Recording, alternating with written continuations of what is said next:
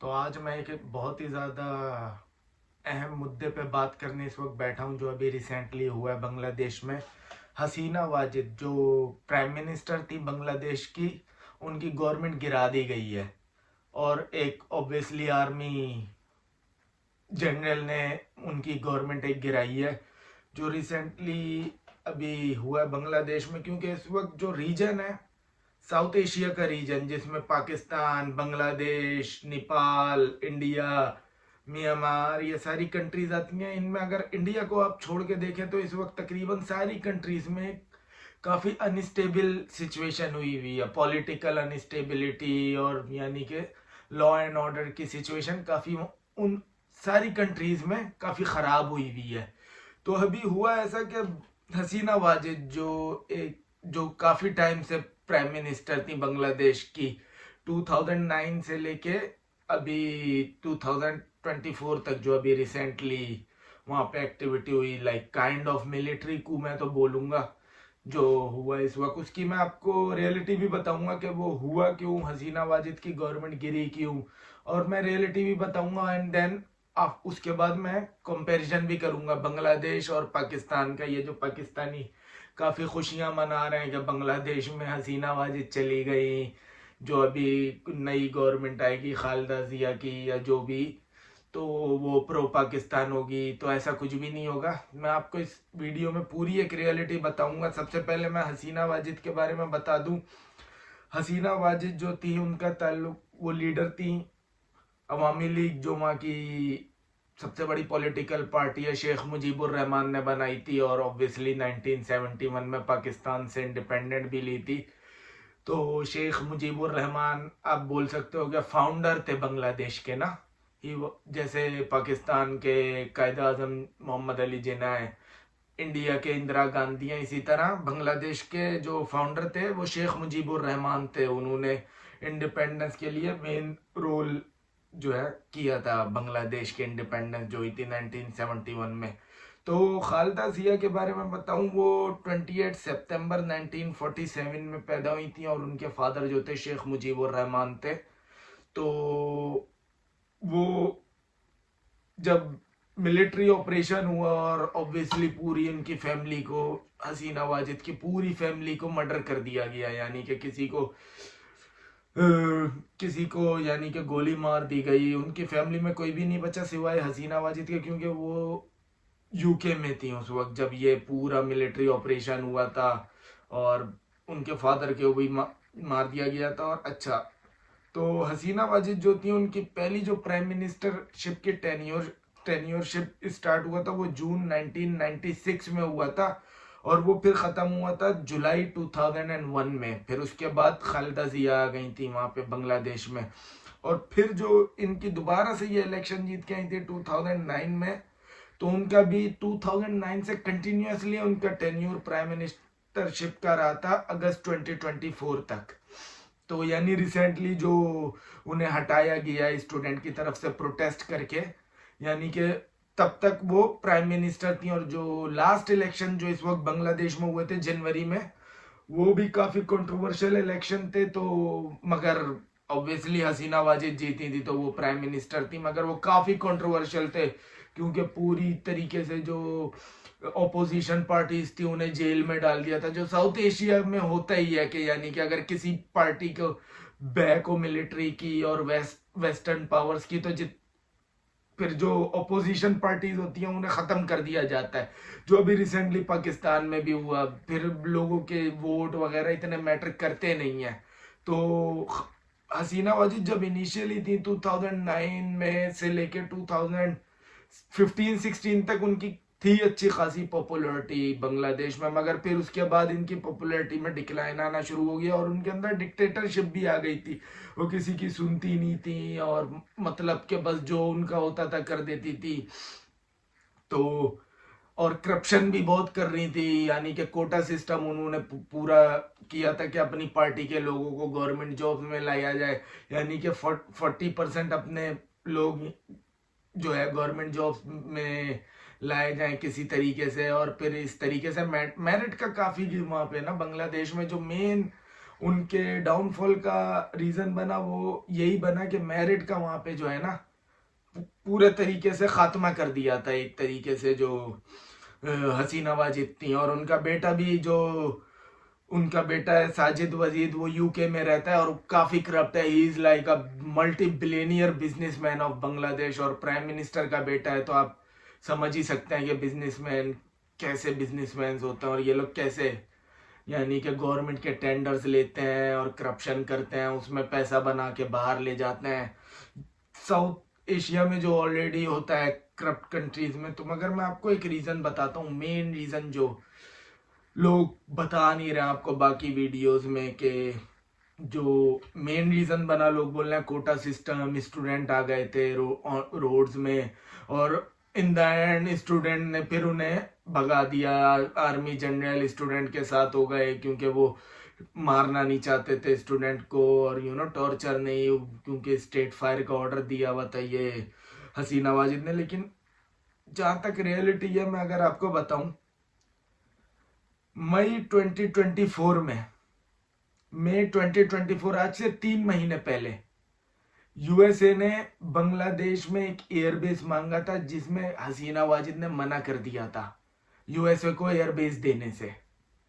तो यूएसए को ना सुनने की तो आदत है नहीं, जैसे कि पाकिस्तान में भी हुआ था, उनसे पूछा गया था कि अगर अफगानिस्तान में ऑपरेशन करने के लिए एयरबेस दी जाएंगी तो क्या आप देंगे। तो इमरान खान जो थे उन्होंने बोला एब्सोल्युटली नॉट। और उसके बाद आज 1.5 साल हो गया, इमरान खान लोगों को दिखा नहीं है, कहाँ बोलते हैं जेल में, ऐसा उसे गायब कर दिया कि आज तक दिखा नहीं। तो अब फ्यूचर जो है हसीना वाजिद का वो यही है, वो दिखेंगी कहीं नहीं। आप देखोगे अवामी लीग खत्म हो जाएगी, पूरी डिसमेंटल कर देंगे, वो कोशिश करेगा उनका जो बेटा है। लेकिन उनकी ऑब्वियसली लोगों में पॉपुलैरिटी नहीं है। इमरान खान की तो लोगों में वहाँ पॉपुलैरिटी है, पाकिस्तान में तो इमरान खान फिर भी चल रहा है, लेकिन हसीना वाजिद की पॉपुलैरिटी बिल्कुल भी बांग्लादेश के लोगों में बिल्कुल भी नहीं है। तो मुझे नहीं लगता कि हसीना वाजिद का कोई लॉन्ग टर्म में आप इनका ये बिल्कुल ही डिसअपेयर हो जाएंगी। ना इनका पॉलिटिक्स में कोई रोल होगा, ना इनका बांग्लादेश की कोई रोल होगा, कुछ इनका मुझे नहीं नज़र आता इन फ्यूचर रोल होगा। क्योंकि वेस्टर्न भी ना पसंद नहीं करता, वेस्टर्न जो कंट्रीज हैं। ऑब्वियसली यूएसए ने तो इनका वीज़ा ही, पूरा यूएसए का वीज़ा ही रिवोक कर दिया और यूके ने साफ मना कर दिया कि ये एंट्री नहीं देगा हसीना वाजिद को अपनी कंट्रीज में। उसी से ही आप समझ सकते हो कि वेस्टर्न कंट्रीज इन्हें कितना पसंद करती हैं। और मुझे नहीं लगता कि यूरोप भी इन्हें कुछ ज़्यादा वेलकम करेगा अपनी कंट्रीज में, किसी भी यूरोपीय यूनियन की कंट्रीज में। तो इन द एंड इन्हें फिलहाल तो ये बांग्लादेश से निकल के इंडिया जा चुकी हैं, लेकिन लॉन्ग टर्म में जो अगर मुझे दिख रहा है, ये या तो रशिया जाएंगी या फिनलैंड जाएंगी या किसी कंट्री में जाएंगी या इंडिया में स्टे करेंगी कुछ टाइम तक, फिर बाद में कुछ टाइम बाद रशिया वगैरह चली जाएंगी। लेकिन western countries, Europe, UK, America और कनाडा ने अनाउंस नहीं किया है, लेकिन लाइक जो यूएसए बोलता है, लाइक काइंड ऑफ कनाडा भी वही करता है जो यूएसए बोलता है। तो मुझे नहीं लगता इन फ्यूचर जो है ना ये हसीना वाजिद का कोई भी ग्लोबल पॉलिटिक्स में कहीं भी आप इनका नाम सुनेंगे। तो जनवरी के इलेक्शन ये जीत गई थी, मगर इनकी ऑब्वियसली 7-8 महीने में गवर्नमेंट चली गई है। और इस वक्त जो दूसरी इनकी ऑपोजिशन में थी, जिन्हें जेल में रखा था इन्होंने इलेक्शन के टाइम में, खालिदा जिया, उन्हें छोड़ दिया गया इस वक्त बांग्लादेश में, जेल से रिलीज हो चुकी हैं। और कहने में आ रहा है कि अब जो अगेन इलेक्शन होंगे मिलिट्री इन्हें लाके बिठा देगी और ये फिर प्रो वेस्टर्न होंगी, प्रो जो भी इन्हें वेस्ट बोलेगा वो करेंगी। मतलब इतना मतलब काइंड ऑफ प्रो रशिया और प्रो चाइना नहीं होंगी ये खालिदा जिया है, जो जैसे हसीना वाजिद जो थी ये काफ़ी ज़्यादा प्रो इंडिया थी, प्रो चाइना थी, प्रो रशिया थी। मगर यूएसए ने एयरबेस मांगा तो साफ तौर पे मना कर दिया। और अच्छा, एक स्टेटमेंट जो मैं बताऊं जो इनके बेटे ने बोली है, जो इनका बेटा है साजिद वजीद, तो उसने ये बात बोली है कि अब जो फ्यूचर है बांग्लादेश का वो काफ़ी हद तक पाकिस्तान जैसा है। तो मुझे भी काफ़ी उसकी स्टेटमेंट में रियलिटी दिखी कि इन फ्यूचर मुझे भी लगता है कि बांग्लादेश का जो फ्यूचर है वो पाकिस्तानी जैसा है, कि यानी कि मिलिट्री एक काइंड ऑफ पपेट गवर्नमेंट बिठा देगी और सारे फैसले वेस्टर्न के इंटरेस्ट में हो रहे होंगे वेस्टर्न कंट्रीज के, लाइक यूएसए जो चाहेगा, यानी एयरबेस अगर चाहिए होगा या कहीं लैंड पोर्ट चाहिए होगा, या तो फिर जो चाइना चाह रहा होगा तो यूएसए बोल के कैंसिल करवा देगा वो सारी डील्स। तो मुझे भी यही काफ़ी हद तक लग रहा है कि बांग्लादेश का फ्यूचर ऐसा ही होगा। और अब मैं आना चाहता हूँ, जो पाकिस्तानी लोग खुशियां मना रहे हैं कि बांग्लादेश की गवर्नमेंट गिर गई, हसीना वाजिद चली गई, अब यानी कि प्रो पाकिस्तान आएगा, तो मैं उन्हें यह बता दूं कि भाई आज की दुनिया जो है ना सिर्फ बिजनेस की दुनिया है।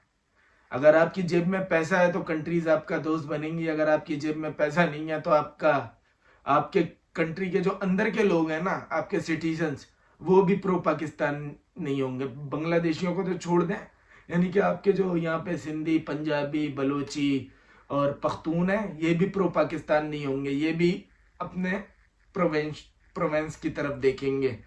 तो मुझे नहीं लगता कि आने वाले वक्तों में पाकिस्तान का कोई, अमेरिका अगर बोलेगा हाँ, अगर यूएन में कोई इंडिया के कंपैरिजन में थोड़ा सा पाकिस्तान की तरफ शायद झुकाव बढ़ जाए, मगर मुझे नहीं लगता, क्योंकि इंडिया से इतना ज़्यादा ट्रेड है बांग्लादेश का, यानी कि इंडिया से तकरीबन जो बांग्लादेश टोटल ट्रेड करता है, जो लास्ट ईयर बांग्लादेश की एक्सपोर्ट्स थी 56 बिलियन, उसमें से समझ लें 1/3 जो इन्होंने एक्सपोर्ट और इंपोर्ट करी थी वो इंडिया के साथ करी थी। तो मुझे नहीं लगता कि इन फ्यूचर बांग्लादेश और इंडिया के कोई ताल्लुकात खराब होंगे। हाँ, बांग्लादेश के अगर रिलेशनशिप का इम्पैक्ट अगर आपको दिखेगा तो वो बांग्लादेश और रशिया और बांग्लादेश और चाइना के रिलेशंस में दिखेगा। मुझे नहीं लगता कि बांग्लादेश का कुछ इतना डिफरेंस होगा कि पाकिस्तान से हाथ पकड़ के दोनों मिलके चलने लगेंगे और ग्लोबल में भाई भाई बन के रहने लगेंगे। कभी भी ऐसा नहीं होगा, क्योंकि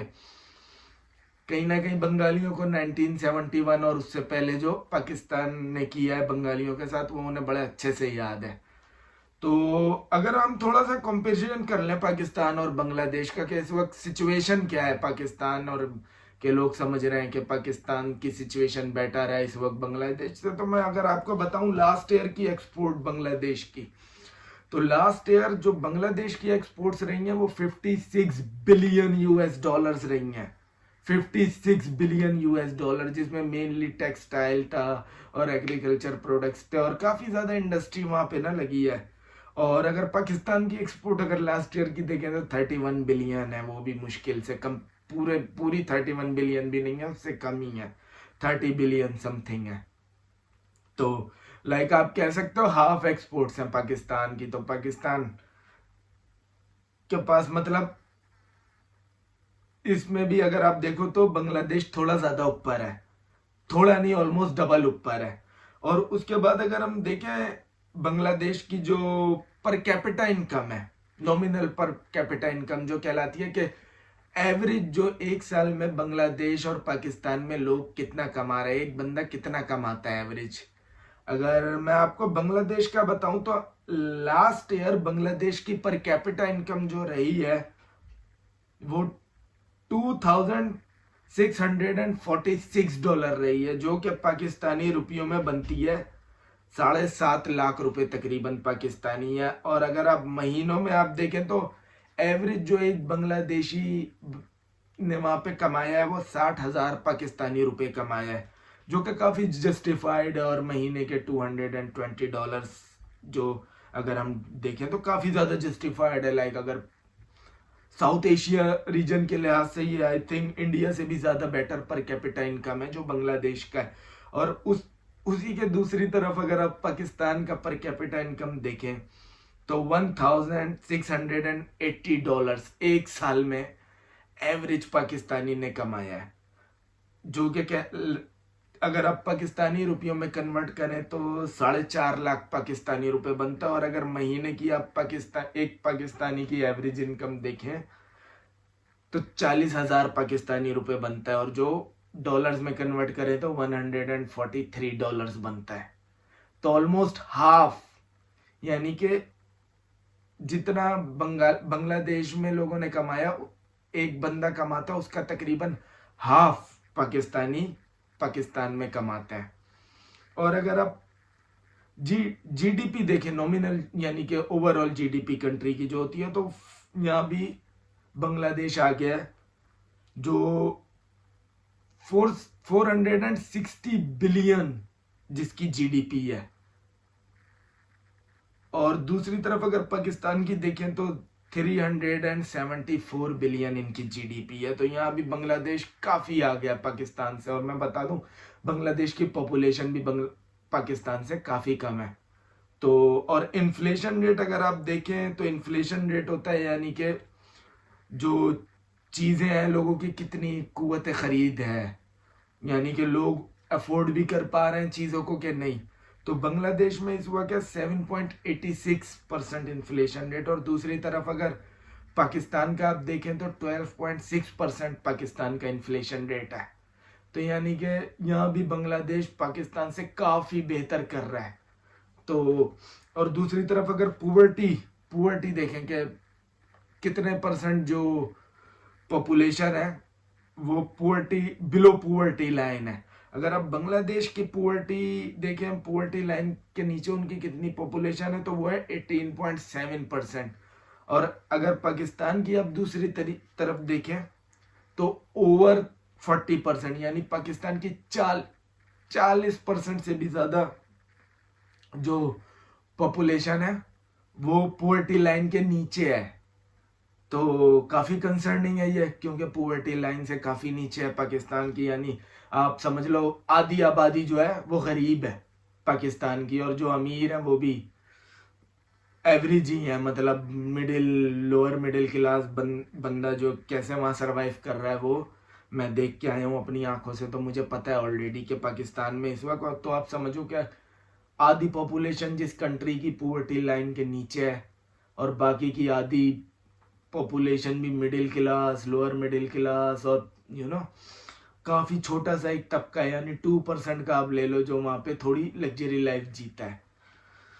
और अगर आप यहाँ पे करेंसी की बात करें कि $1 जो है बांग्लादेश का 118 टका होता है। यानी कि अगर आप किसी को बोलते हैं तुम 2 टके के आदमी हो तो आप उसकी वैल्यू ज्यादा लगा रहे होगा। और अगर आप किसी को बोलते हो कि तुम्हारी हैसियत 2 रुपए की है तो यानी कि वो बंदे के लिए ज्यादा अहमियत नहीं रखता, अगर टका ज्यादा अहमियत रखता है अगर आप किसी को बोलो, क्योंकि यहाँ पे $1 जो है वो इक्वल टू 280 पाकिस्तानी रुपए, ऑलमोस्ट डबल से भी ज्यादा, यानी कि डबल से भी ज्यादा। अगर आप किसी को बोलो यू आर 2 रुपी पीपल तो उस बंदे की हैसियत कम होगी। जो हम बोलते थे कि तुम्हारी 2 टके की औकात है, अब 2 टके की औकात नहीं बोलो, आप बोलो यू आर 2 रुपी पीपल। तो ऐसा हाल है। तो हमेशा यही बोला जाता है, मैं पाकिस्तानियों को, मैं काफी टाइम से सोशल मीडिया में देख रहा था कि पाकिस्तानी खुशियां मना रहे हैं कि हसीना वाजिद चली गई, यानी कि अब प्रो पाकिस्तान होगा, अब सब कुछ अच्छा हो जाएगा बांग्लादेश और पाकिस्तान के बीच में। तो भाई ऐसा कुछ भी नहीं होने वाला है, ठीक है। रिलेशनशिप आज की दुनिया में जो मेंटेन होता है ना, ये इस बेस पे नहीं होता कि ये भी मुसलमान वो भी मुसलमान, हम कभी साथ थे तो हम पूरी जिंदगी साथ साथ हैं, ऐसे नहीं होते। ट्रेड की बेस पे आज की दुनिया में रिलेशनशिप मेंटेन होता है। अगर आपके पास पैसा है, आप उस कंट्री के साथ ट्रेड कर सकते हो तो आपके रिलेशनशिप उस कंट्री से रहेंगे, नहीं तो आपके कोई रिलेशनशिप आपसे कोई कंट्री नहीं रखना चाहेगी। आपको सिर्फ यूज करके फेंकेंगे, जैसे आपको यूएसए यूज करके फेंकता है, वेस्टर्न पावर यूज करके फेंकती हैं और अपने पपेट जो पॉलिटिशियंस हैं उन्हें बिठा देती हैं और आप कुछ भी नहीं कर पाते। आप सिवाय बड़ी बड़ी बातें कर पाते हो कि हम ये हम वो, इन रियलिटी में आप कुछ भी नहीं कर सकते। तो ये आपकी रियलिटी है। और आने वाले वक्त में मैं ऑब्वियसली बांग्लादेश के लिए एक अच्छा फ्यूचर देखता हूँ कि होपफुली बांग्लादेश को एक अच्छा पॉलिटिशियन मिले। उनका प्राइम ऑलरेडी जो कंट्री काफ़ी बेटर कर रहा था, ऑब्वियसली इंडिया से भी पर कैपिटा इनकम आ गया, पाकिस्तान, अफगानिस्तान, नेपाल, म्यांमार। इस वक्त अगर पर कैपिटा इनकम देखो, यानी वहाँ का जो एवरेज बंदा कमाता है वो पूरे साउथ एशिया में तकरीबन सबसे ज़्यादा कमाता है। तो होपफुली फ्यूचर में और ज़्यादा कमाए और पाकिस्तान के लिए और इंडिया के लिए, सबके लिए मैं एक अच्छी उम्मीद रखता हूँ कि सब अच्छा करें, एक दूसरे के साथ मिल बांट के रहें, क्योंकि साथ हैं तो फ्यूचर है। आप पड़ोसी नहीं बदल सकते, अपना दोस्त बदल सकते हो, आप अपने रिश्तेदार से मिलना छोड़ सकते हो, मगर आप अपने पड़ोसी से आप कुछ भी नहीं कर सकते। पड़ोसी ही रहेगा आपका। तो होपफुली बांग्लादेश के लिए, पाकिस्तान के लिए, इंडिया के लिए मैं एक फ्यूचर में अच्छा फ्यूचर वहाँ के लोगों के लिए देखना चाहता हूँ, और होप करता हूँ कि अच्छे पॉलिटिशियंस आए पूरी साउथ एशियन कंट्रीज़ में जो रीजन को आगे लेके चलें। और तो चलें, आपको दिखाया ये कि ये आजकल की जो भी चल रहा था सोशल मीडिया में कि पाकिस्तानी समझ रहे थे कि काफ़ी कुछ हो, अब डिफरेंस हो जाएगा, कुछ भी नहीं होगा, तो जैसा है वैसा ही रहेगा। तो ये वाली वीडियो इसी नोट पे हम ख़त्म करते हैं होपफुली। अब नए टॉपिक में आप दोबारा वीडियो बनाऊंगा तो आपको दिखाऊंगा। Thank you.